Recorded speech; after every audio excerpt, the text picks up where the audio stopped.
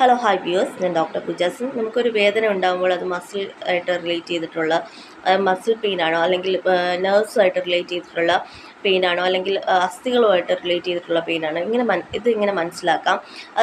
അതനുസരിച്ചുള്ള ട്രീറ്റ്മെൻറ്റ്സ് എങ്ങനെ എടുക്കാം, ഇതിനെക്കുറിച്ചൊക്കെ ഇന്നത്തെ വീഡിയോയിൽ നമ്മൾ ഡിസ്കസ് ചെയ്യുന്നതായിരിക്കും. നമുക്ക് ആദ്യം തന്നെ മസിൽ പെയിൻ അല്ലെങ്കിൽ പേശി വേദനയെക്കുറിച്ച് നോക്കാം. മസിൽ പെയിൻ ആണെങ്കിൽ നമുക്ക് സാധാരണയായിട്ട് ഒരു ഭാഗത്തായിട്ടായിരിക്കില്ല വേദന, അത് ആ ഭാഗത്ത് മൊത്തമായിട്ട് വ്യാപിക്കുന്ന ഒരു വേദനയായിട്ടായിരിക്കും നമുക്ക് കാണാൻ പറ്റുന്നത്. അതായത് നമുക്ക് ഒരു പോയിന്റിലായിട്ട് നമുക്ക് ചൂണ്ടിക്കാണിക്കാൻ പറ്റില്ല എവിടെയാണ് വേദനയെന്ന്. അത് ഇങ്ങനെ വ്യാപിച്ച് കിടക്കുന്ന ഒരു വേദനയാണ് മസിൽ പെയിന്.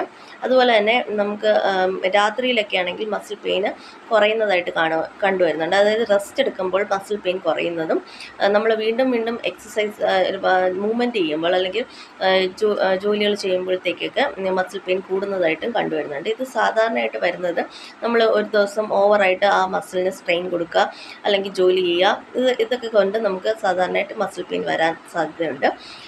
അതുപോലെ തന്നെ നമുക്ക് ഈ മസിൽ പെയിൻ അക്യൂട്ടായിരിക്കും. 2-3 ദിവസം കഴിയുമ്പോഴത്തേക്ക് തന്നെ അത്ര സീരിയസ് ആയിട്ടുള്ളൊരു ഇഷ്യൂ അല്ല. അത് 2-3 ദിവസം കഴിയുമ്പോൾ തന്നെ അത് സബ്സൈഡ് ചെയ്യും, അല്ലെങ്കിൽ അത് കുറയുന്നതായിട്ട് കണ്ടുവരുന്നുണ്ട്. അതുപോലെ തന്നെ മസിൽ തൊടുമ്പോൾ നല്ല വേദനയും, അതുപോലെ തന്നെ രാത്രിയിലൊക്കെ ആകുമ്പോഴത്തേക്കും മസിൽ പെയിൻ കുറയുന്നതായിട്ടും കണ്ടുവരുന്നുണ്ട്. ഇനി നമുക്ക് നെർവ് പെയിൻ അല്ലെങ്കിൽ നമ്മുടെ ഞരമ്പുകൾക്കുണ്ടാകുന്ന സർക്കുലേഷൻ കുറയുന്നത് മൂലം ഉണ്ടാകുന്ന വേദനയെക്കുറിച്ച് നോക്കാം. നെർവ് പെയിൻ ആണെങ്കിൽ അത് റേഡിയേറ്റിംഗ് ആയിരിക്കും. അതായത് ഒരു സ്ഥലത്ത് നിന്ന് മറ്റൊരു സ്ഥലത്തേക്ക് വ്യാപിക്കുന്ന ഒരു വേദനയാണ് നെർവ് പെയിൻ. അതായത് ഫോർ എക്സാമ്പിൾ നമുക്കിപ്പോൾ സയാറ്റിക്ക പോലെയുള്ള കണ്ടീഷൻസിൽ, അതായത് നടുവിൻ്റെ ഭാഗത്തുനിന്ന് വേദന, ഒരു സ്ഥലത്തുനിന്ന് വേദന തുടങ്ങി കാലിലേക്ക് തരിപ്പും വേദനയായിട്ടൊക്കെ കണ്ടുവരുന്നതാണ് നെർവ് പെയിൻ. നെർവ് പെയിൻ്റെ പ്രത്യേകത എന്ന് പറയുന്നത് അതിൽ നമുക്ക് ബേർണിംഗ് സെൻസേഷൻ കാണാൻ സാധിക്കും. അതായത്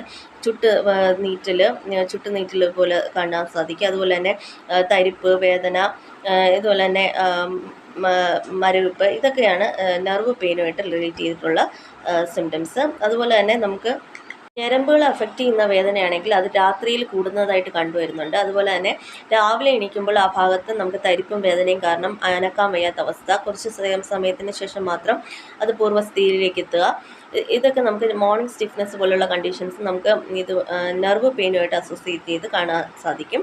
അതുപോലെ തന്നെ നെർവ് പെയിൻ നമ്മൾ എന്തെങ്കിലും ജോലി ചെയ്യുമ്പോൾ ഒക്കെ കുറയുന്നതായിട്ടും കണ്ടുവരുന്നുണ്ട്.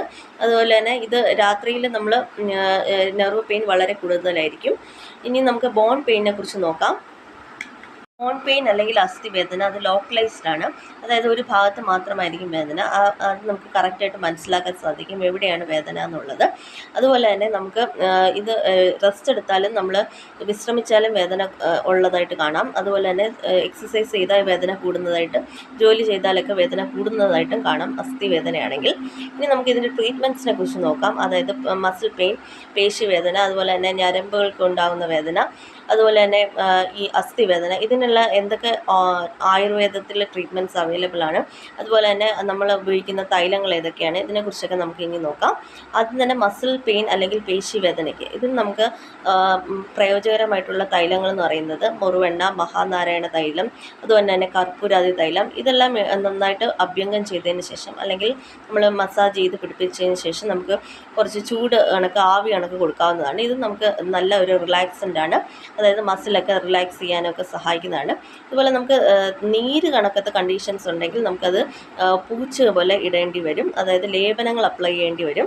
അതായത് നാഗരാതി ലേപം, അതുപോലെ ജടാമയാതി ലേപമൊക്കെ നമുക്ക് നീര് ഉള്ള കണ്ടീഷൻസിൽ ലേപം ഇട്ട് കഴിഞ്ഞ് നീര് വറ്റിയതിന് ശേഷം മാത്രം നമുക്ക് തൈലങ്ങൾ അപ്ലൈ ചെയ്യാവുന്നതാണ്. അതുപോലെ തന്നെ നമുക്കിനി നെർവ് പെയിൻ അല്ലെങ്കിൽ ഇനി നമുക്ക് ഞരമ്പുകളെ ബാധിക്കുന്ന വേദനയ്ക്കുള്ള തൈലങ്ങൾ ഏതൊക്കെയാണെന്ന് നോക്കാം. അതിൽ പ്രധാനമായിട്ടുള്ള ക്ഷീരബല, അതുപോലെ തന്നെ സഹചരാതി, ബലാശ്വഗന്ധാദി, ബലാതൈലം, വാതാശിനി തൈലം, ഇതൊക്കെ നമുക്ക് ഡയബറ്റിക് ന്യൂറോപ്പതി പോലുള്ള കണ്ടീഷൻസ് നമുക്ക് പുരട്ടാവുന്ന തൈലങ്ങളാണ്. ഇത് നെർവ് പെയിൻ കിട്ടാനായിട്ട് സഹായകരമാണ്. അതിൽ തരിപ്പും വേദനയും മാറിക്കിട്ടാനും ചുറ്റുനീറ്റലും ഒക്കെ മാറിക്കിട്ടാൻ സഹായകരമായിട്ടുള്ള തൈലങ്ങളാണ് ഇതൊക്കെ. അതുപോലെ തന്നെ നമുക്ക് ക്ഷീരധാര പോലുള്ള പ്രൊസീജിയേഴ്സ് നമുക്ക് ചെയ്യാവുന്നതാണ്.